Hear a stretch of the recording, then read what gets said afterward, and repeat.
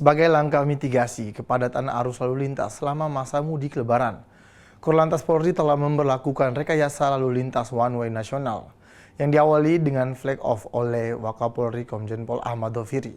Untuk mengetahui informasi selengkapnya, kami sudah terhubung dengan reporter Polri TV, Atia Numa. Numa, silakan dengan laporan Anda.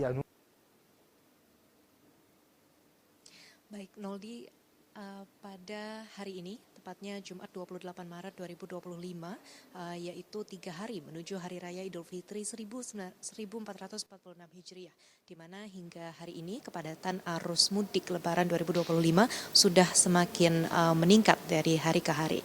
Dan untuk itu, pada Jumat pagi tadi, Wakapolri Komjen Pol Ahmad Doviri beserta sejumlah pejabat utama Mabes Polri melakukan pemantauan udara untuk melihat arus dan situasi volume lalu lintas kendaraan yang melintas sepanjang tol Jakarta Cikampek. Tadi pemantauan udara dilakukan dengan jalur dari berangkat dari lapangan Bayangkari dan melakukan pemantauan sejauh 70 km sepanjang tol Jakarta Cikampek hingga kilometer 72. Dan Noldi, memang hingga saat ini, tepatnya hingga Kamis kemarin, kepadatan arus lalu lintas sudah semakin meningkat. Salah satu yang menjadi yang membuat kepadatan arus lalu lintas adalah para pemudik ini menunggu dibukanya jalur one way. Untuk itu pada Jumat pagi tadi, tepatnya setelah pemantauan udara oleh Wakapolri Komjen Pol Ahmad Doviri, pukul 8:50 waktu Indonesia Barat, Wakapolri Komjen Pol Ahmad Doviri beserta sejumlah pejabat utama Mabes Polri melakukan flag off untuk memberlakukan one way nasional, di mana one way nasional ini berlakukan mengingat dan melihat kondisi volume arus lalu lintas yang sudah meningkat, yaitu di atas 6.400 volume kendaraan per jamnya.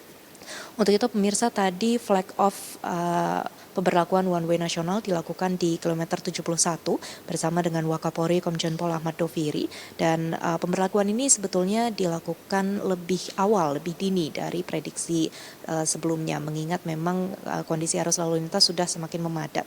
Dan pemberlakuan one way nasional ini dibuka sebanyak 2 jalur sepanjang kilometer 70 tol Jakarta Cikampek hingga kilometer 414 gerbang tol Kalikangkung. Dan ini merupakan kelanjutan dari pembukaan one way lokal yang tadinya hanya dari kilometer 70 hingga kilometer 161. Pemirsa, selain itu tadi juga dipantau kembali sekian waktu setelah pemberlakuan one way nasional, kondisi arus lalu lintas sepanjang tol Trans Jawa sudah semakin terurai kepadatan, sehingga arus lalu lintas sudah semakin lancar.